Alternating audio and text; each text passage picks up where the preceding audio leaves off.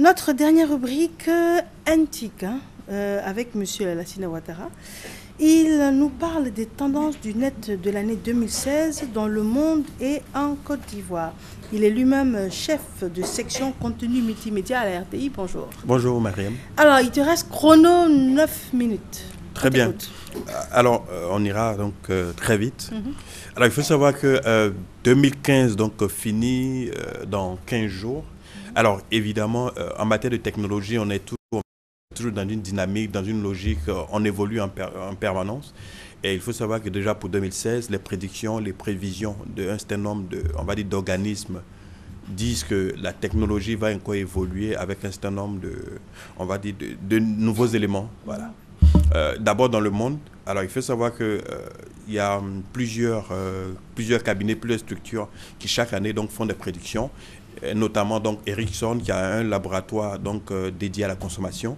On a également, on va dire, Gartner, on a aussi donc le cabinet Deloitte donc, qui fait de l'audit, etc., qui est capable donc de faire des prédictions et des prévisions en matière de consommation de technologie.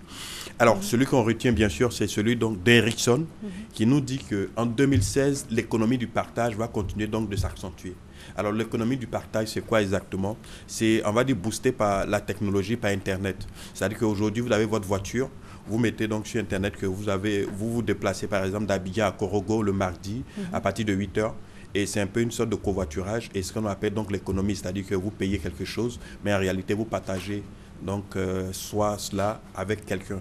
Donc c'est ce qu'on appelle donc l'économie du partage. Et l'économie du partage va continuer donc de s'accélérer dans le monde entier. On a aujourd'hui, on va dire, en Europe, on a Blablacar, on a un certain nombre de services comme ça qui sont que finalement des individus se rendent compte qu'ils n'ont pas forcément quelque chose en commun, mais parce qu'il y a un site web, parce qu'il y a une application, donc ils se retrouvent et ils partagent quelquefois des charges. Et ça va aller grandissant. Ça va aller grandissant. Et ça va venir en Afrique aussi. Ça va venir en Afrique, c'est déjà en Afrique. Il y a des startups déjà qui s'essaient, qui créent soit du covoiturage, même à Abidjan. Donc ça commence avec quelques balbutiements, mais qui vont s'accélérer parce que de plus en plus on aura confiance, parce que c'est une question de confiance. C'est assez surprenant parce que déjà on a même peur de prendre des taxis. Tout à fait. En ne sachant pas qui conduit réellement. Donc il faut maintenant voir sur le net et puis aller jusqu'à Korogo et la personne.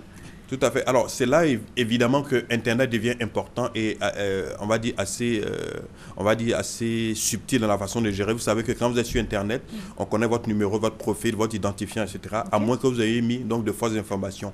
Et quelquefois, même quand vous mettez de fausses informations, c'est à votre détriment. Parce que quand vous ne mettez pas votre âge normal, quand vous ne mettez pas, par exemple, ce que vous faites comme profession, quand on a besoin de vous, alors quand on veut savoir plus sur vous, quelquefois, qui sont des choses pour vous-même au quotidien, ça vous pénalise vous-même. Donc, de plus en plus, c'est une question, effectivement, donc la question de l'économie, on va dire de partage, une question de confiance, mais la confiance, bien sûr, c'est les technologies qui vont mettre en place donc un système de confiance, d'identification, etc., donc des individus. C'est pour cela, évidemment, que je pense que ça va se démocratiser, il ne faut pas donc craindre forcément.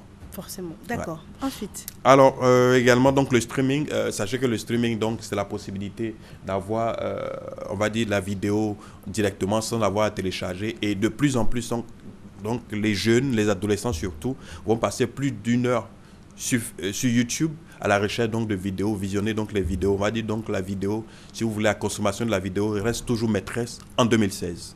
Voilà. Alors, troisième, c'est bien sûr l'intelligence artificielle. Alors, l'intelligence artificielle aujourd'hui, qu'est-ce que c'est? C'est, on va dire, la possibilité pour nous de communiquer donc avec les objets qui nous entourent, etc., mais de communiquer donc entre nous, hommes, par le biais des objets. C'est également donc quelque chose qui va s'accélérer. C'est-à-dire?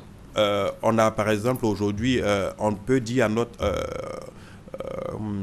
appareil, donc café, ou alors à notre voiture, par exemple, de soit voir si la température elle est bonne. On peut, par exemple, dans le domaine du sport, soit rester sur place et faire du sport parce qu'on est en train de courir soit sur un tapis, mais avec peut-être des images animées, virtuelles, etc. Donc, c'est tout ce genre de choses-là, quelquefois, qui vont nous entourer donc, en 2016, qui vont encore s'accélérer. Très bien, mettre du café au feu. Et tout, mettre du café au feu, tout à fait. Vous vous réveillez, c'est-à-dire que votre téléphone vous réveille, votre téléphone est capable de communiquer donc, avec la machine à café qui, elle, est capable évidemment de communiquer avec votre voiture parce que quand vous vous réveillez, donc quand vous avez votre téléphone en premier, c'est ce que tout le monde fait chaque matin en se réveillant. Donc votre téléphone peut interagir avec la machine à café parce que se dit qu'après votre téléphone, le réflexe c'est le café. Après également, donc vous prenez une douche, c'est la douche également donc qui va mettre la température. Donc l'eau a une température en fonction. Les appareils connectés peuvent également gérer ça en fait. Tout à fait. Donc vous aurez, c'est ce qu'on appelle donc l'Internet des choses et l'Internet des objets qui va s'accélérer. Ça veut dire que dans notre vie au quotidien, que ce soit donc dans notre salon, dans notre chambre, etc., tout ce qu'on fera pourra être donc connecté à Internet. Et même prendre la tension artérielle. La tension artérielle, c'est par exemple même quand vous avez peut-être rendez-vous chez le médecin. Aujourd'hui, on parle même de pilules qui permettent enfin d'écouter votre rythme cardiaque.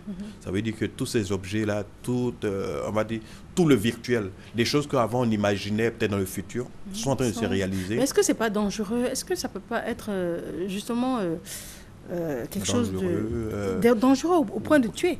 C'est-à-dire dès qu'il y a une défaillance, c'est fini, parce que dès l'instant où on est presque plus capable, ou bien on ne veut plus, on devient paresseux, de tout donner à la machine comme ça. À un moment donné, s'il y a un problème, si ça se plante, hein, comme ça existe à travers le monde, c'est-à-dire la vie est plantée en fait. Tout à fait. Alors ça c'est effectivement, on va dire, le sempiternel problème de l'homme et la machine qui gouverne, qui dirige, etc. Mais je pense que au bout, c'est l'homme.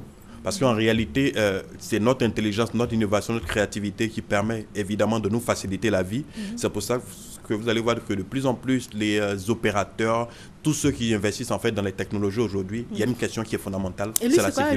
Lui, il a quoi? Il a quel problème? Alors, donc, c'était en fait pour vous montrer, etc., ça donc dans le domaine de la santé, où donc on aura la possibilité de voir que on peut également donc utiliser la technologie pour améliorer notre quotidien d'un point de vue de la santé. Alors l'une des choses également c'est la sécurité. Il faut savoir, comme j'ai indiqué, c'est que la sécurité est fondamentale et c'est pour ça que de plus en plus l'accélération donc sur la sécurité sera quelque chose de très important. Alors une chose également, donc le journalisme citoyen, ça veut dire qu'aujourd'hui tous les citoyens sont capables de faire de l'information, de rechercher de l'information, et également donc de les fournir quelquefois à des chaînes de télé, des médias, etc. Donc on aura de plus en plus l'information citoyenne qui va se développer, le journalisme citoyen. Mais déjà à mon petit niveau, il y a quelque chose qui me choque. C'est-à-dire, quand on configure l'appareil, il y a des choses, on met bon, ok, sans vraiment lire. Et puis, des fois, je prends ma tablette et puis je vois des photos qui n'ont rien à voir avec moi. Et je ne savais même pas que ces photos étaient dans mon appareil. Tout à fait. Et après, je réalise qu'en fait, c'est quelqu'un que j'ai accepté en ami qui m'a envoyé une photo qui se retrouve dans mon répertoire de photos. Donc, je réalise que n'importe qui a accès à mon intimité comme ça. Et du coup, ça a un côté effrayant. Alors, c'est-à-dire qu'en réalité, aujourd'hui, je pense qu'il faut être, on va dire, éduqué plutôt à l'utilisation de la technologie. C'est-à-dire que la technologie a toujours ses revers. Alors évidemment, quand vous êtes par exemple sur Facebook, que vous prenez des photos ou alors quelqu'un vous tag dans des photos, ça apparaît donc chez vous et la personne a la possibilité de voir vos photos. Il suffit simplement d'aller dans les paramètres de confidentialité et puis de dire je ne veux pas qu'on voit mes photos, je ne veux pas que quelqu'un m'ajoute, je ne veux pas que ça. Donc tout est possible, mais simplement qu'il faut éduquer. Voilà, on a toutes les possibilités avec la technologie de restreindre, d'ouvrir, si vous voulez, de rester seul dans son univers, dans sa bulle, mais simplement il faut savoir que ça existe et je pense qu'aujourd'hui, ce qu'il va falloir le plus faire, c'est sensibiliser donc à l'utilisation de la technologie au quotidien. C'est votre mot de fin?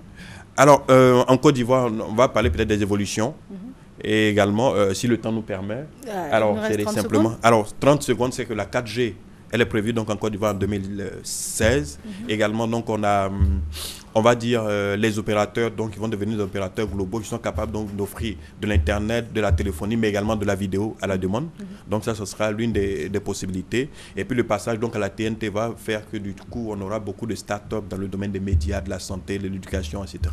Sans oublier bien sûr donc le coût de l'internet qui va baisser et puis des investissements qui vont nous permettre d'avoir un certain nombre de services de plus en plus personnalisés et à coût très bas.